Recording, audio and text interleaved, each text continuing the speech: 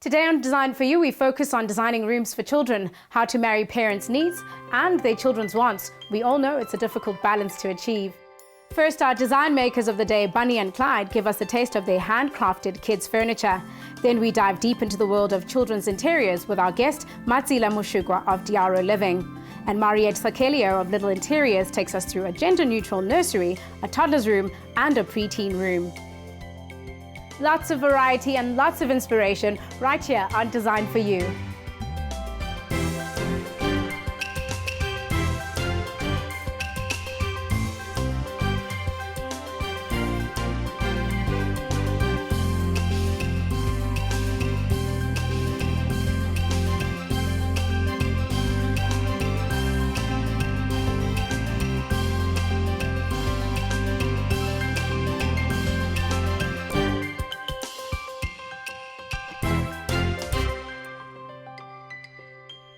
Hello and welcome again to Design for You. My name is Pilani Bubu.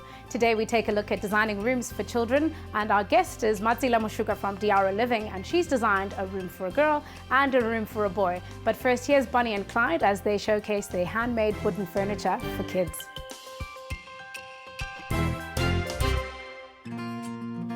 There's endless inspiration that allows parents to create an amazing room for their little one, but the idea of redecorating once every 2 to 4 years is not very appealing.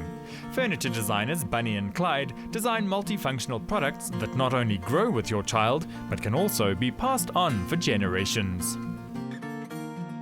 It started about 5 years ago when the other two beautiful brains behind Bunny and Clyde, Natalie and Mariëtte, fell pregnant.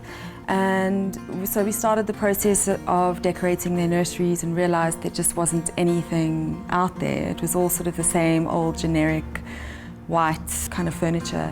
We all come from artistic backgrounds and we had a bit of a light bulb moment and decided that maybe we should design our own. Our parents, mine, Natalie is my sister, have been in the furniture industry for very many years, so we had experience with them.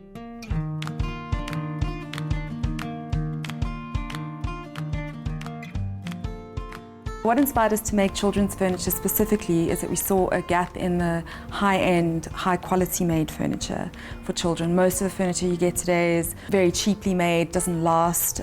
We wanted to make something with longevity and something that is a high-quality product. We were surrounded, by babies, so you sort of start thinking what you can do when you're surrounded by babies all day. That's sort of where it sort of leads you. Our furniture is specifically made with the parents in mind. Children obviously too, but everything converts, nothing specifically just made for a child's room. The furniture tends to grow with the child. The cribs all convert into toddler beds so they can sleep in their beds until they're about 5 or 6 years old. After that, the toddler bed then changes into like a daybed sofa. And that can go into any room. It can go into your living room, it can go at the end of your bed. The stations as well can become beautiful dresses, it can go in any room, it can go in your dining room, your bedroom, your living room. We have 2 collections currently. The one we call Coco, which is very Scandinavian inspired, very geometric shapes. And then we've got our Harrison collection, which is a lot more retro, very playful. And then we have our stations, the Harrison station and the Coco station. Because we use solid wood assembly in our construction, they're really built to last. So our furniture is made to last a lifetime and can be passed down to the next generation. All our solid wood is sustainably forested and certified. Solid wood lends itself to luxury furniture because it's just really beautiful. It's also really safe. So, when you're thinking of babies and children, toxic elements are all out the window when you use solid wood, and it's all finished as well with non-toxic food-grade materials. It's good to invest in a good piece of furniture, something that's well made, that's solid construction. We're so quick these days to spend loads of money on expensive cars and expensive jewelry and things that don't really add value. You use that piece of furniture every single day. You want it to be beautiful. You don't want to have to throw it away after 5 years. It's nice when you spend some money on a good quality piece of furniture that you can pass down through the generations, and that can be purposed anywhere in the house. All the furniture grows with your child. In a sense, it gives them a sense of value and something, you know, that they'll remember growing up with. It's no secret that children grow fast and the belongings they so quickly outgrow tend to go to waste. Investing in innovative, timeless furniture for your child can save you a lot of time and money, making it easier to accommodate their ever-changing tastes and needs. I'm here with Matsela Moshokoa, who's a lifestyle consultant, and not only is she an expert in interiors, but also an expert in fashion. Welcome. Thank you so much. Now tell us, what does it entail to actually be a lifestyle consultant? So a lifestyle consultant is somebody that offers creative lifestyle solutions to individuals, homes, companies, so anything in like the creative realm that involves either interiors, fashion, or lifestyle aspects of your life. Have you always kind of described yourself as a lifestyle consultant, or is this a recent, kind of move? I think it's something that I realized with all the elements that I was putting together. So I come from a fashion background, and then I went into interiors, and with interiors, my clients wanted a whole lot more, and it kind of expanded my service offering. So then I just figured it's actually lifestyle and everything that encompasses or falls under the lifestyle umbrella I do. And of course you were very willing to give them all that and more. Yes. So what made you start your own business? Started my own business, started in fashion, as I said. I started a label called Diaro. And then subsequently realized that it wasn't working out at the time that I started. And then I trained as an interior decorator and designer, and then had a transition into interiors. And that's what I've been doing. And now with all of the consulting that I've done, it's led me to a lot of other elements around lifestyle that I kind of have extended. So personal shopping for homes and individuals, art consulting, people that want to buy art. So it's all different, multifaceted, that just encompass or just comes under the umbrella of lifestyle. And I mean, it all works very well together. You know, some lifestyle trends are all in fashion, and interiors is pretty much the same. Tell me about your experience in decorating kids' rooms. Do you have any kids of your own? No, I don't have at the moment. But I guess kids' rooms are fun. Yeah. And it's all the little personalities that you actually try to shine through in the spaces that I do. Great. So we'll explore more of that in just a bit. We're going to continue chatting to Matsela and explore a girls' room that she's done in this particular space. Stay tuned.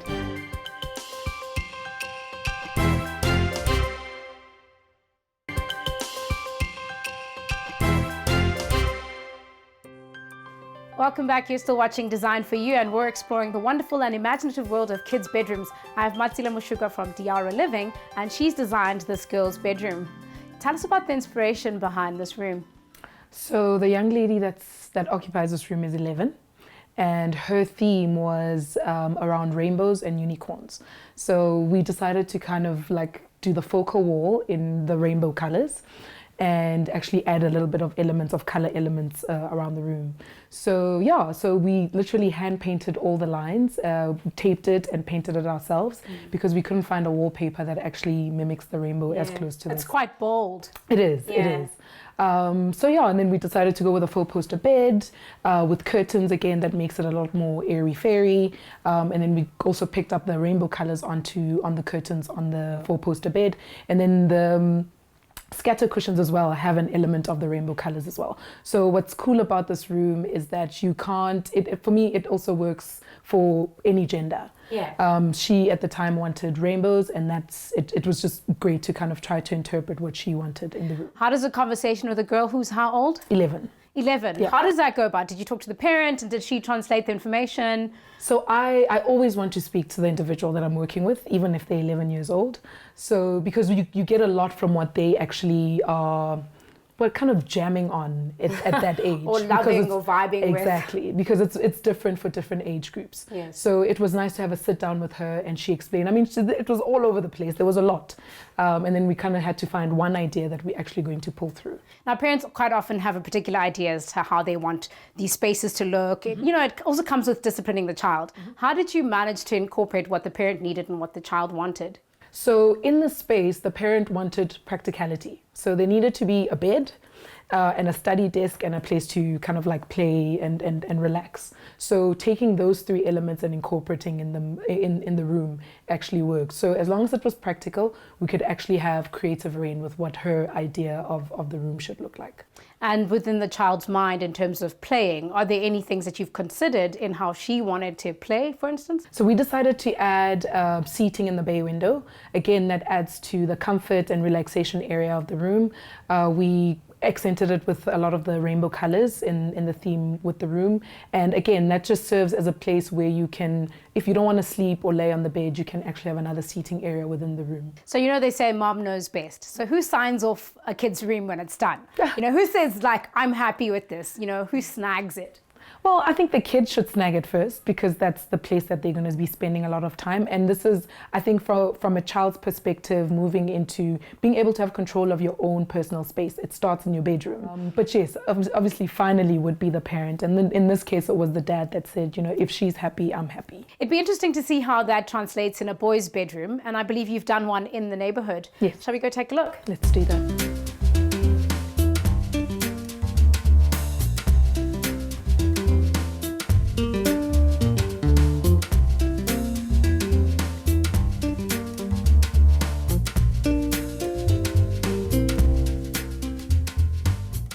So this is the cool boys' room that you've designed with lots of shades of blue. Tell us about the brief behind this room. The inspiration behind this room was obviously the big headboard, which is like the surf ocean.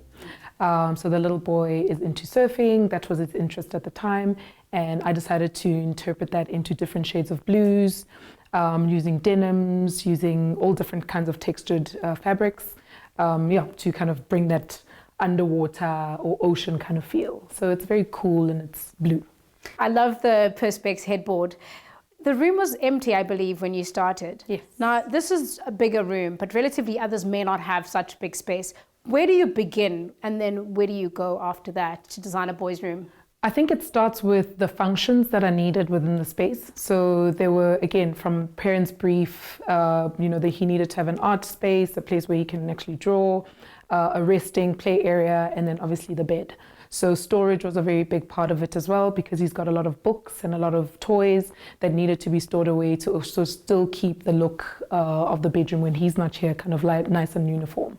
So so storage is important, having a place to play and having a place to actually do your homework or art or study. So in this case, there's a lot of storage, though there's a lot of space. Tell us about what your thinking was in kind of demarcating the space and creating the feel that we have now. Okay, so I didn't want to do the typical bookshelves, and I went for the blocks to kind of float them on the wall as the bookshelf. But it's bookshelves, and then it can 2-3 years time can change into something else where you can store things, whether it's, decorative ornaments or anything that the child is actually into at the time. I also did a cork board for the drawing area, so that's another place where we kind of like avoid that writing on the walls that we know, where he can actually put his art up and he can see what he's working on now. And again, that's something that allows for change to come as he grows. Yeah. Now, every week we have viewers who send us questions around their spaces and particularly babies' rooms or kids' rooms today. And we have 3 viewers with similar questions, but some different. Should we take a look?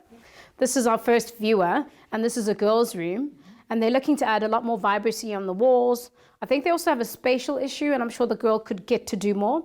If you can give any advice on that, that'd be great. I think the one of the most easiest ways to add vibrancy in a room is paint. And I think this room would actually would look amazing with paint. So choose a color that is, that's kind of an extension of the child's personality, and then slap it on the walls, and then you'll see how the room actually will start taking shape. I think they have some lilacs and pinks like going on there already, huh? Yes, on the bedding and the scatter cushions and stuff. So kind of pick up one of the colors there and put it on the wall and see how that goes. And we also have an issue with storage. While we're at it, it's something we've been discussing. It's part of the function of a kid's room. Yeah. Would you give this person any advice on that? Storage, do movable storage. If you don't have space to kind of build something on the wall. So things like ottomans, storage ottomans, having, for example, the floating boxes that I have on the wall that are actually not sitting on the floor, so it's something that kind of still keeps the flow of the room going on. So kind of practical movable storage. Great. Then we've got viewer 2. Oh, yes. And there's the color scheme happening there. In this case, same thing, vibrancy. However, what can they do on the walls to give it a lot more life? Walls shouldn't be bare. So you need to find things that are like, kids' art, or the cork board that I put in this room, for example, where they can actually stick their art or anything that they work on. So that also adds character to the room. Now, this particular viewer also had a question around how to actually put things up on the wall where it's not damaging or maybe less tacky. Any advice on that? So two, there's drilling. So you can drill a nail directly onto the wall and you can actually hang art or canvas or anything on the wall. Or you can use, there's these little screws that are, it's just concrete screws that you just hammer them on. So you don't need like a drill if you don't own one. Viewer number three, I'm assuming that's a young baby that sleeps in a cot. Yeah. That's the room. The bookshelf they can't get rid of because they can get to store stuff, whether it's things they need to feed the baby with during the night. But how can you make it more, baby friendly and kid friendly? Again, I would say paint. Paint, again, one of the simplest forms to kind of transform a space. So find a color. For example, with this one, I would do a focal wall. So where the bed head is, I'll just do a focal wall in a very, very nice bold color. If it's a baby girl, you can do the typical pinks, but then there's other shades that you can do like greens or yellows. But again, maybe try a pastel color scheme that kind of goes with infancy. And then as soon as the kid grows, you kind of intensify the color as it goes along. Thank you very much for all of that. You've had 3 viewers, which is way more than we've had on all of our other guests, so thank you. If you also have any questions on any advice that you need on your space, please remember to mail us on info@thehomechannel.co.za. After the break, Mariëtte Sakelliou has decorated 3 different kids' rooms of different ages. You'll be amazed. Stay tuned.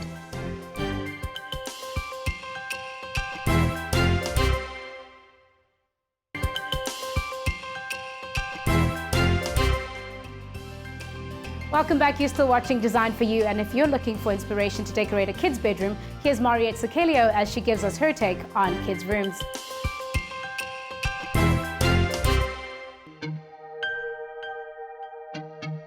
Every parent wants a special room for their child, no matter the age. Having a stimulating environment is not only exciting for a young person, but it's also important for development. Mariëtte Sakelliou of Little Interiors shares some insight into the inspiration behind her work. I think it's very important for a child to feel that they've got their own space with their own boundaries so that they can feel safe in their little space, even if it's just a little reading nook or a craft area that they can call their own. By adding touches of what they like, a photo, some art, drawings that they like, an ornament, I think just adding 1 or 2 objects like that, it really creates a space for them and they feel it's their own. Mariëtte shows us 3 different children's rooms, a toddler's room, a pre-teen room, and this delightful gender-neutral nursery. I wanted to keep a gender-neutral nursery. With both my pregnancies, I didn't find out what the gender was. So that was very important to create a space that either a boy or a girl can feel comfortable in, and that grows with them, and you can add touches of pink or blue later on once you know the gender, or even if you already know the gender. So that was very important for me. I went with a solid grey base, and I wanted to have a nice airy room, and I added some pops of green and yellow in, but it was an all-round muted room. It is a small space, so you kind of can only put the bare essentials in there. So I added things in that are necessary. Everything's on hand. You can use it when you need it. I added a little bit of black and white into the room for visual stimulation for the baby. So everything is right on hand and spot on for development. There are many ways to ensure a smooth transition from baby to toddler. Mariëtte shows us how having a room tailor-made for a growing toddler can help with the change that it brings. The toddler room is for a little boy, and I took everything that boys loved and I combined it into one room. Again, I started with a grey base, and that was a neutral base to start with, and then I started adding colour, pops of colour with toys and accessories and pictures on the walls and some wall decal. I wanted to create a nice reading nook and a playing area, but also have a space where you can transition from his cot now into to a big bed. The teepee is a normal plain teepee. I used it as a headboard for the bed.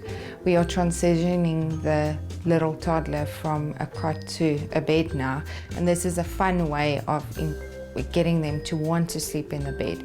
And the star wall decals also helps, acting like we are outdoors, to create a fun way to getting into his bed. Books are very important for kids' development. They need to be accessible to kids, so I've created this little reading nook which allows the child to have access to the books. And it's important for them to know that they, even if they can't read yet, they learn the value of books and reading.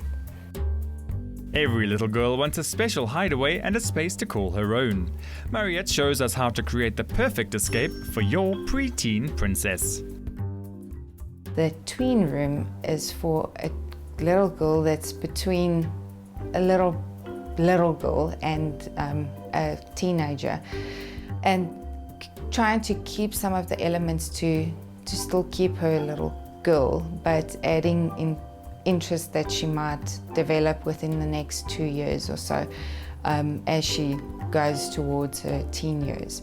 So I combined everything that she also loved. She's a very girly girl, and I just toned it down a little bit, and I also again started with a neutral grey and added the pops of colour into it. By using storage that's situated a bit higher on the wall, I can add little decor items that I don't necessarily want my daughter to be touching right now. She'll appreciate it a bit more when she's older, so by keeping it a bit higher, I can avoid it from breaking, and she can play with it later on and she can still adore it.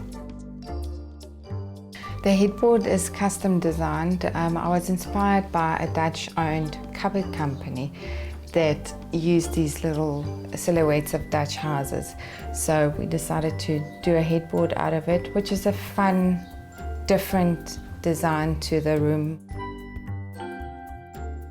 A child's room is never 100% complete. As they're growing and as they're getting older, you're adding stuff, you're adding photos, you're adding some of their personal touches to the room. So never force yourself to have to finish a room 100%, because it will never be finished.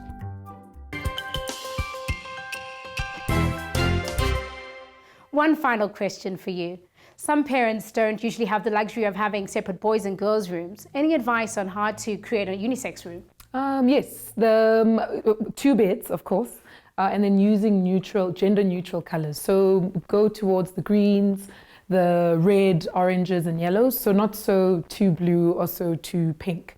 So gender neutral colors, and then also just add a bit of the neutral shades, so grays and taupes and whites, that also just kind of brings the coloring together. I can absolutely see that, except if the kids start fighting about colors. Or you can the room right in the middle, split it into 2 different colors. Have you ever done that before? I've never done it, but I've seen it done, and I think it's actually a cool thing to kind of play around with. Pretty interesting. Yeah. Thank you very much, Matsela. I think it's been really practical, and I wish you all the best with Diaro Living and everything going forward. Thank you so much for having me. Thank you. If you're a viewer and you have any questions or advice that you need from us, you know what to do.